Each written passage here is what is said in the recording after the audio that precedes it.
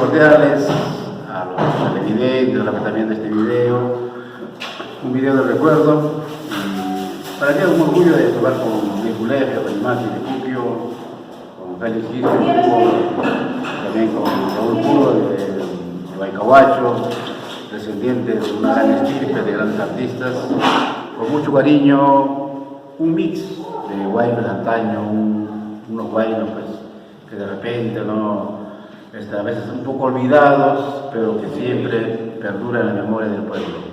Un saludo especial a todos nuestros amigos de las redes sociales. Quiero agradecer públicamente al maestro Andrés Chimango Lares, porque él nos ha dejado un legado muy importante y sigue difundiendo todavía. Quizá directa o indirectamente ha influido bastante en el toque del violín en muchas generaciones.